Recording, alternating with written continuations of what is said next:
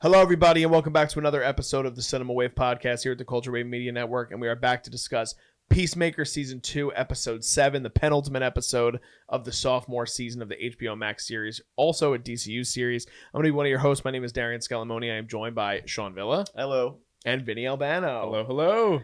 Here we go, guys. We were talking about this last week, kind of entering into the final stretch here and the episodes that James Gunn had been hyping up.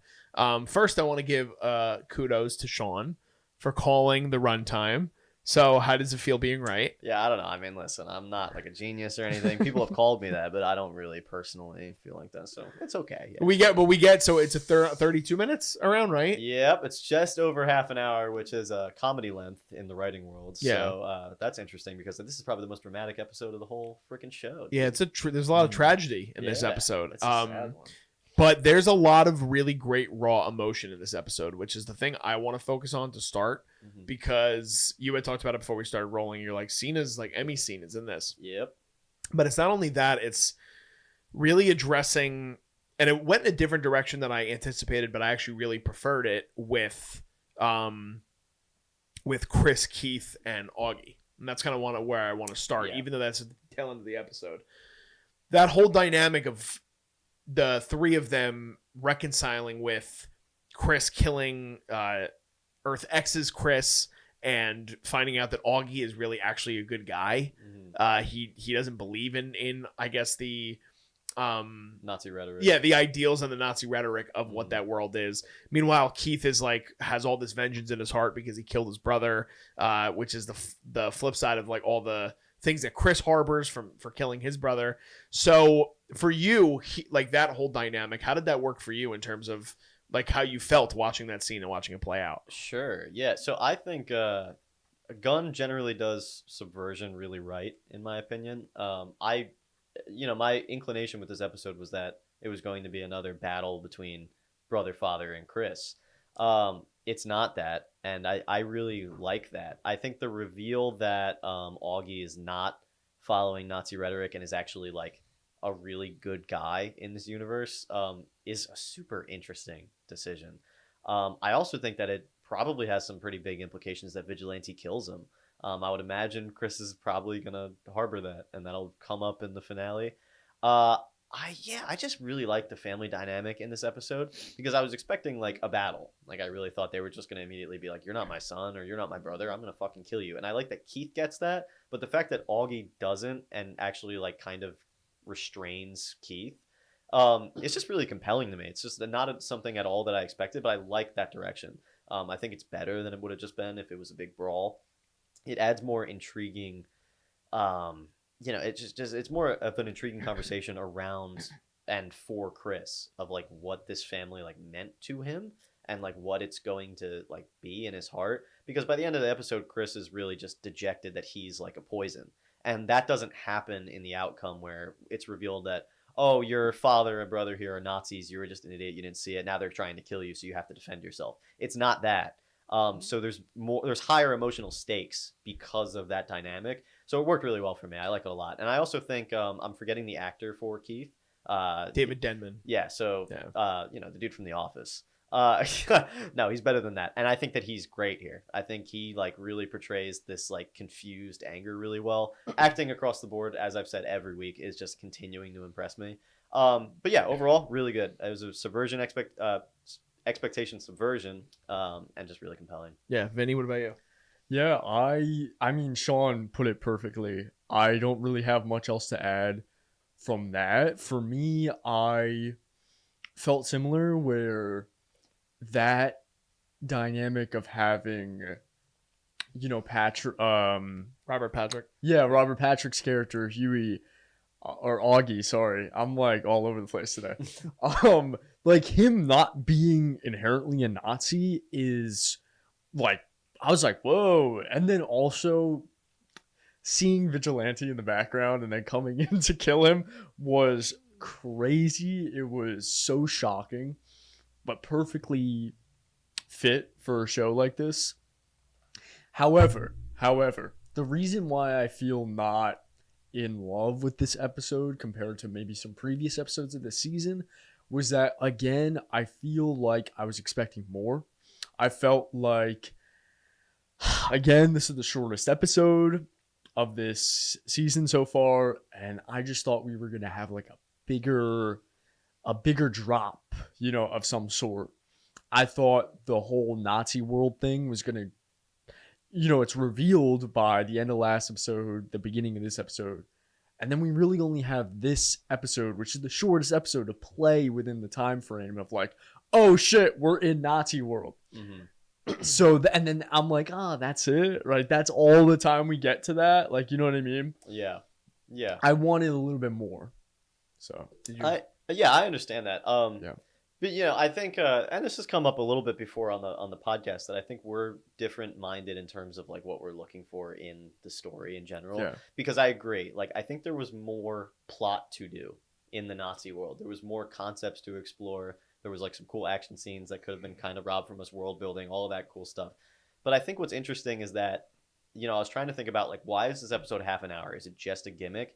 And you know what? I think it kind of just feels like it's okay to me, because for Chris and for our supporting characters, it does everything emotionally that it needs to do. That is necessary. And every now and then a little bit of like bloat or fluff is good for an audience, but for me, like I'm always looking at just the core struggle of the characters and the arc that they're going on. I don't think there's much to be expanded on in that. I think it's so tight though that I can understand the criticism of like, I wanted to see a little bit more of this world. We built it up for 6 episodes just to get out of it in half an hour. Yeah. And that's true. That's a really good point. For me, it's not the most important part. And I think the most important part got the focus that I was happy with, but I understand the criticism. Where do you kind of fall on that? So it's interesting that you brought that up, because James Gunn talked about on the Peacemaker pod that we're probably not even going to see Earth X ever again.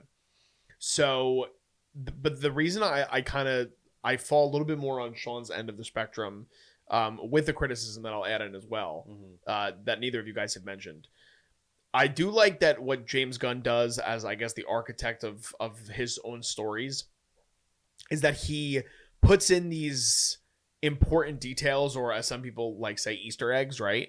That are significant if you're like a fan of the comics or you're a fan of the world. But he's not barred down by that in the way that Marvel has sometimes felt like it had to be like, oh, you see what we're doing? This is the thing we're doing, and we're going to point at it, and we're going to make you all know this is what we're doing. Right. You know what I mean?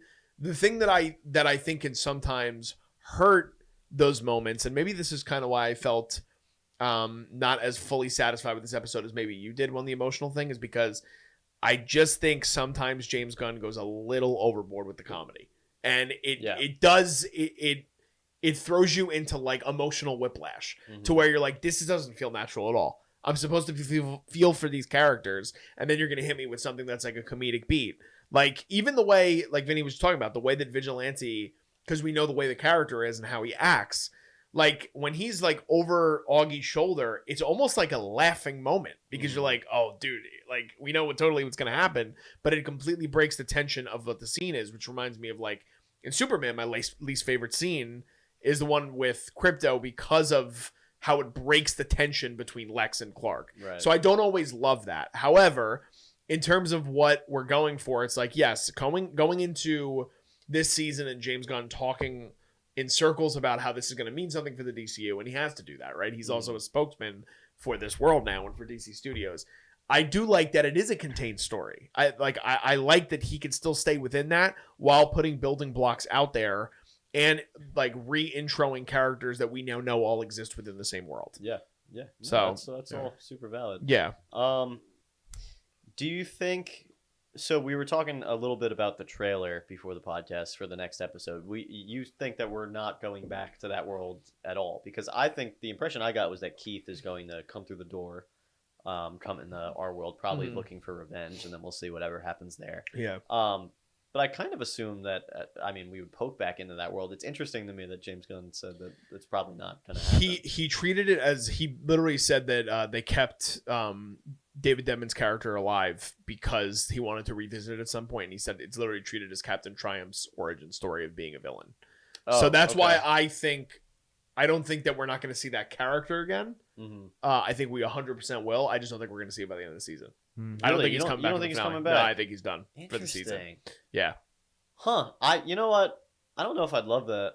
I think it's too tied to Chris's arc. Yeah. Like this season is all about his family and what he values and like what his family is. And I think like an abandonment of that loose end just like wouldn't feel right. Well, I think that this season is going to end in a very I was gonna say non-happy way. It's terrible verbiage, but like I just don't think we see an ending in which Chris is satisfied, and it's the constant cycle with his character where it's this tragic flaw that no matter how much he tries to do the right thing, he's always going to also do the wrong thing, which makes him human, which I think is important for the context of the character and why I think Cena's performance is so good, because you're seeing so much of the raw human emotion in this comic book superhero-y world. But I don't think like we're gonna end this with like Chris being like woohoo, like the way that the end of season 1 was. Right. I don't think it's gonna be him saying woohoo. Before I get into, I kind of disagree with you, but Vinny, what do you think?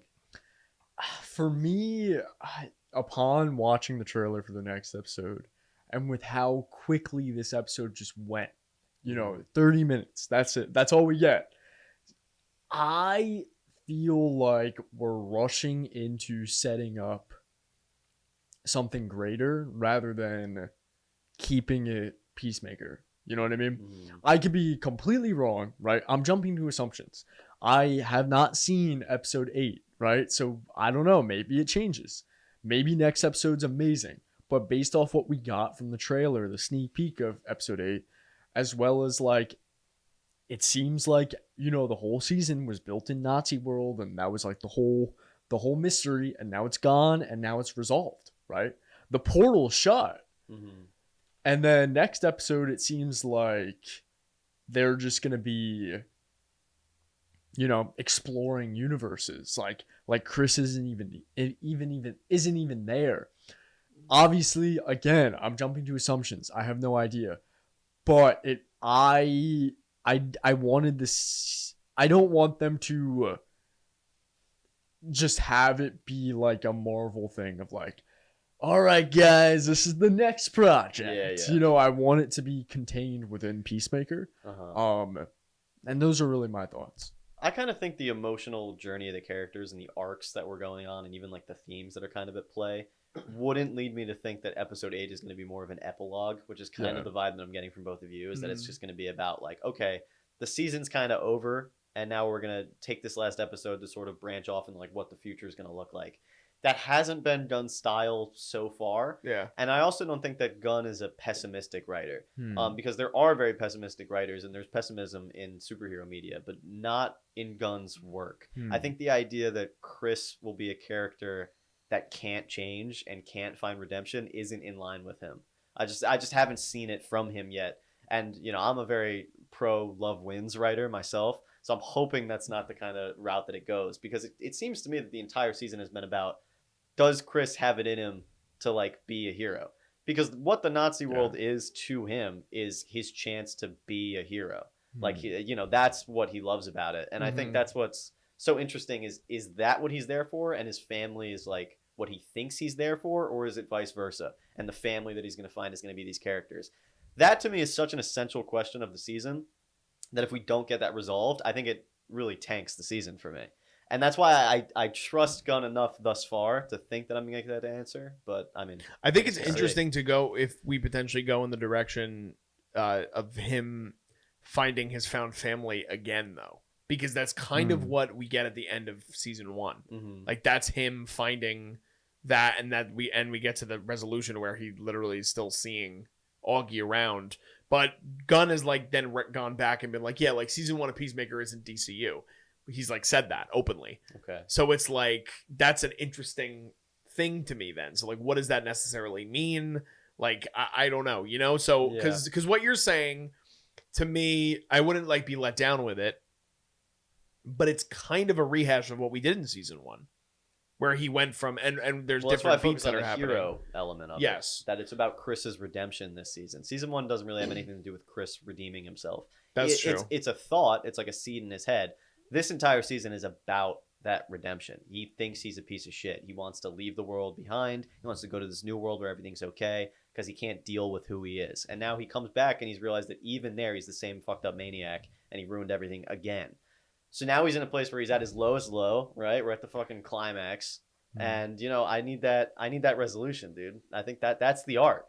So if that arc doesn't come for me, It's gonna be a letdown. That'll be bad. Yeah. I don't think, I think the writing is so tight in the show that I just don't see that happening. Well, I have enough faith that it's gonna conclude that thought. I'll say that if you've been right in terms of the run times and the way they've been structuring the season. If they give it an hour, based on what I've seen in the footage, there's enough time. That's what I'm saying, dude. If there's it's gonna be a big episode, longest episode. But if there's not, something is going to not work. True. This shouldn't be a half hour. Whether the A story of Peacemaker and the 11th Street Kids doesn't wrap up the way it's supposed to, or we don't get enough in understanding that the quantum unfolding chamber has been the big nucleus in the whole entire season. Yeah. And then they just forego it for just be like, oh, look what's behind that door. Look what's behind that door. Like that also won't feel earned. That's what I'm saying. It won't feel earned. And I just think it would be too weird and out of left field.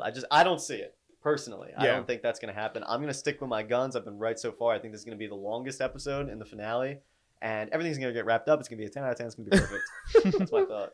I hope you're right. I do. Yeah. I really hope you're right. Did you have something, Vinny?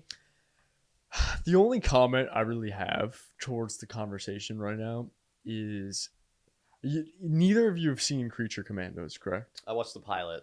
Okay. I've also only seen the pilot. So at the end of Creature Commandos, I'm not going to spoil it, but that was a series completely written by James Gunn. I glaze Creature Commandos. That shit was awesome. But the ending is actually very bittersweet and a little wow for James Gunn. Definitely not as optimistic as what he was saying. I wouldn't call it pessimistic, but it's the Creature Commandos ending is it's a bittersweet ending. So I don't know. I think he does have it in him, but I am leaning more towards you, Sean. I actually do think that from his trend as a writer that he's most likely it has to be completed some way. I think maybe I'm just jumping to assumptions, Yeah, you know what? I think it's just maybe it's because I'm off the tail end of Superman and James Gunn is off the tail end of Superman, and Superman's all about hope. So it doesn't necessarily mean that Chris has to wind up a hero, but I think that for me, my assumption would be that the season will end with the thought that people can change. He's going to make a conceited effort to change. He doesn't seem like the kind of writer to me that would be so negative as to say, this is just who he is. He's broken. He was born that way. There's nothing he can do. That's just not... I just feel like that's not the kind of story that he tells. But, I mean, fuck, who knows? Could be. Yeah. No, 100%. I'm interested. Yeah. I'll say that I'm now more curious than... I guess curious is a positive thing, but it's like I'm more curious than excited. If that makes sense. I don't really know where they're going to go with it based on what I've now seen in the preview and how this episode ends. Yeah. Because it's like I almost feel like there could be a couple of episodes left the way that this episode wraps up. So I am really curious to see where they decide to go with it. What were some other highlights of this episode for you guys? What did you think about the opening with him realizing that there is a giant Hitler mural in his office? Yeah, I like the comedic beats there. I think it was cool to have the big dramatic ending and then kind of open with all right, we could joke about it for a second. It is kind of ridiculous that Chris didn't notice this. And then we get pretty much right back into kind of taking itself seriously again. So I thought tonally it did okay for me. There was a potential to lose the suspense a little bit in the Mein Kampf is on this guy's desk. I did see a clip where they're talking about how there was a deleted scene where everyone had Hitler mustaches over by the copy machine. That's very funny. I understand why they cut it though. Yeah. Because I think that would have been a little too much comedy. But yeah, I mean, I thought the opening was cool. I think the big highlight for me is pretty much that entire ending sequence in the house. Once everybody's back together and we get the interaction between Auggie, Keith, the 11th Street Kids, everybody's there. I mean, that was just nice to finally see the cast all together again. But there are two moments in specific that I think are great here. One of them harkens back to my John Cena Emmy nomination theory. He's not going to get nominated, but I think that this was his moment. He screams stop or no or just yells in general when Keith is being attacked and almost killed. And it's very just guttural. It really like they do a great job with the editing, kind of flashing back to that moment when he watched his brother die the first time, and then I think Cena portrays like a childlike yell of and terror that just like really came through for me. I thought it was excellent, and I'm sure that was like 50 takes. His throat probably hurts, but I think they picked the right one. The other moment that I haven't seen anybody talk about that I think is excellent is Harcourt not leaving and lingering back to kill Keith. I think that's fucking awesome. I think that's such a great beat because it adds so much to her character that she's like protecting Chris, essentially, and is willing to go there. Like that she's still kind of like this dark character because again, her like arc hasn't resolved. She's not emotionally available. She's not like in love with Chris now. She's not all happy. Like she's still the same exact woman that was just beating up people in bars for no fucking reason like 6 episodes ago. So I love that. I think like that we really went there that she was about to like point blank execute this guy to tie up a loose end. And that's just, I think she's great. I really think like her character is just quickly grown on me as like one of my favorites. Yeah, she's been awesome this season. I also like the scene, not as I guess substantial, but to give us a little bit more of a character we haven't really seen much from this season with Adebayo, when she's in the house with Judo Master and they're playing Scrabble instead of Scrabble. And even though we kind of went on a little bit of a rant last week about how we're not huge Judo Master fans, I do think there's actually a moment of value to his character when he kind of gives her the opposite perspective that nobody else has been able to give her all season about like how she hasn't taken the time to listen to what people are actually telling her throughout 2 seasons, because that's kind of true to Adebayo's character. She kind of lives through this whole mentality of just wanting to do for other people, but she's not listening to what other people are necessarily needing, like her wife, which we haven't seen really all season, which kind of doesn't unfortunately like add to that part of it because we haven't seen her character. But I do think it's important to get that context with what we get with her. I agree. I mean, listen, I don't like Judo Master as a character. I just don't think he's funny. He's again eating fucking hot Cheetos. That bit won't die. It's not funny. I mean, now it has an H on the end, so it's kind of funny for a second. Not really.